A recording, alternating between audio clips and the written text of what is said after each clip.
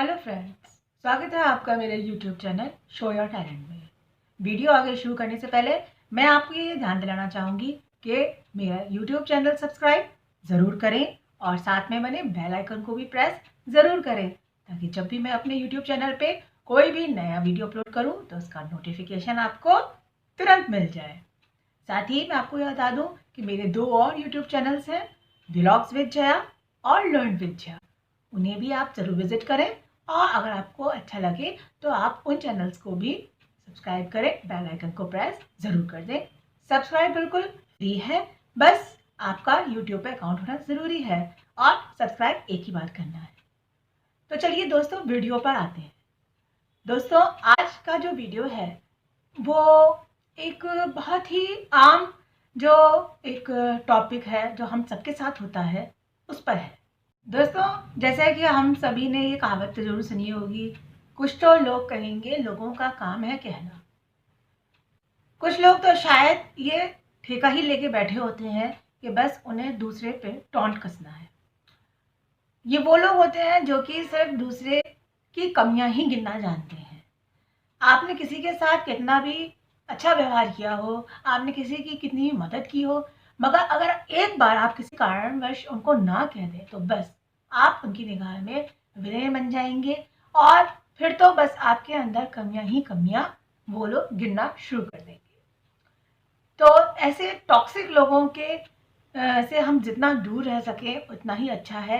कभी कभी परिस्थितियां ऐसी हो जाती हैं कि ना चाहते हुए भी ऐसे टॉक्सिक लोगों के बीच में रहना पड़ता है। इनका बस यही काम है कि ये कमियां निकाल के आप सामने वाले को डिमोरलाइज करें, डिमोटिवेट करें।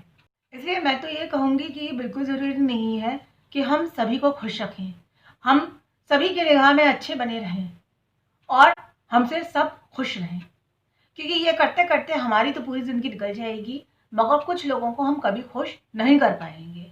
और अगर 100 में से 99 बार हमने हाँ कही है और एक बार अगर हमने ना कह दी, बस उसी दिन हम बुरे हो जाएंगे। तो लोगों के नज़रिया, लोगों का नज़र में अच्छा होना ये ज़रूरी तो है, मगर ये फर्स्ट प्रायोरिटी ना ही हम रखें तो ज़्यादा अच्छा है। कुछ लोगों को ज़्यादा शौक भी होता है अपने आप को परफेक्ट दिखाने का, हमें कोई कमी नहीं है, या उनको तारीफ़ें सुनने का इतना शौक होता है कि वो चाहते हैं कि हम हमारे सबसे ही बने, हम सब सब हमारी तारीफ़ ही करें, हमसे सब खुशी रहे। बात के कहने का मतलब ये है कि कुछ लोग हमसे कभी संतुष्ट हो ही नहीं सकते, या ये सोचिए कि हम कितना भी कोशिश कर लें वो हमें कमी निकाल ही लेंगे। तो इसी पर एक बेस्ड एक छोटी सी कहानी है जो मैं आप सभी लोगों के साथ शेयर करना चाहती हूँ। रात के समय एक दुकानदार अपनी दुकान बंद ही कर रहा था कि एक कुत्ता दुकान में आया। उसके मुंह में एक थैली थी जिसमें सामान की लिस्ट थी और पैसे थे। दुकानदार ने पैसे लेकर सामान उस थैली में भर दिया। कुत्ते ने थैली मुंह में उठा ली और चला गया। दुकानदार आश्चर्यचकित होकर कुत्ते के पीछे पीछे गया, ये देखने कि इतना समझदार कुत्ते का मालिक कौन है।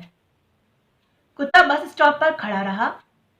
थोड़ी देर बाद एक बस आई जिसमें वह चढ़ गया। कंडक्टर के पास आते ही अपनी गर्दन आगे कर दी। उसके गले के बेल्ट में पैसे और उसका पता भी था। कंडक्टर ने पैसे लेकर टिकट कुत्ते के गले के बेल्ट में रख दिया। अपना स्टॉप आते ही कुत्ता आगे के दरवाजे पे चला गया और पूंछ हिलाकर कंडक्टर को इशारा कर दिया और बस के रुकते ही उतरकर चल दिया। दुकानदार भी कुत्ते के पीछे पीछे चल रहा था। कुत्ते ने घर का दरवाजा अपने पैरों से 2-3 बार खटखटाया। अंदर से उसका मालिक आया और लाठी से उस कुत्ते की पिटाई कर दी। बेचारा चुपचाप रहा। दुकानदार ने मालिक से इसका कारण पूछा। मालिक बोला, इसने मेरी नींद खराब कर दी, चाबी साथ लेके नहीं जा सकता था। तो दोस्तों, हमने इस कहानी में देखा कि वो कुत्ता कितना समझदार था, सारा काम खुद कर रहा था।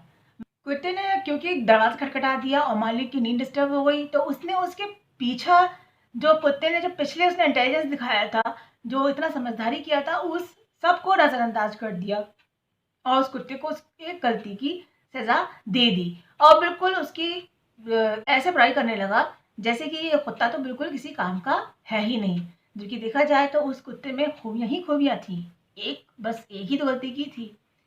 तो जीवन की यही सच्चाई है। आपसे लोगों की अपेक्षाओं का कोई अंत नहीं है।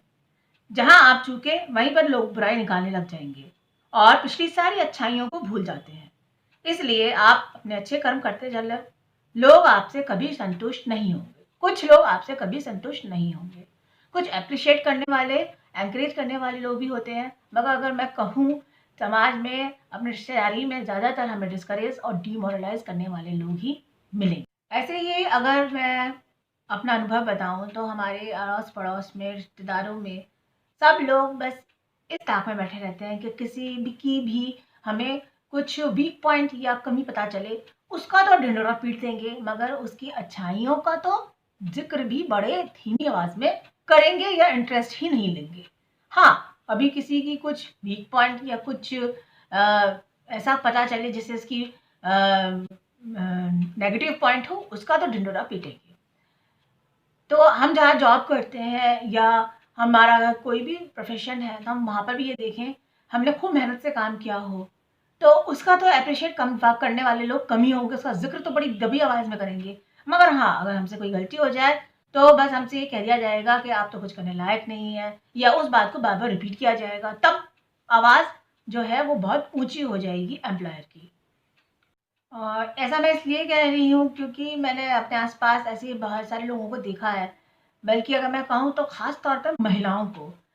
क्योंकि जब से महिलाएँ दोहरी भूमिका निभाने लगी हैं, अब वो अपने घर की ज़िम्मेदारी के साथ-साथ जो महिलाएँ वर्किंग भी हैं, तो उन पे दोहरी ज़िम्मेदारी आ जाती है और वो ये सोच रहती हैं कि हमें दोनों जगह परफ़ेक्ट करना है।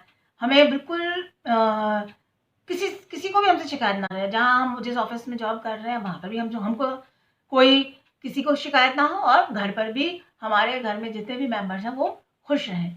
ऐसा करने की कोशिश में वो चक्की की तरह खुद पिसती रहती हैं और सही कहें तो वो सबसे बड़ी नाइंसाफ़ी खुद के साथ ही करती हैं। थोड़ा-सा लाइट माइंडेड होना भी अच्छा है। ठीक है, द 10 में से 6 लोग अगर पसंद नहीं भी करते, कोई बात, ये सोचते-सोचते अरे! हमने अगर उसको ना कह दिया तो उसको बुरा लगेगा, उसको ना कह दिया तो उसे बुरा लगेगा, है ना? ये सोचते-सोचते क्या होता है कि इंसान अपने आप को धीरे-धीरे लास्ट प्रायोरिटी पे रखना लग जाता है और दूसरे लोगों का ओपिनियन उसकी फर्स्ट प्रायोरिटी बन जाता है। और देखा जाए तो सबसे बड़ा इनजस्टिस इंसान अपने साथ ही कर रहा है।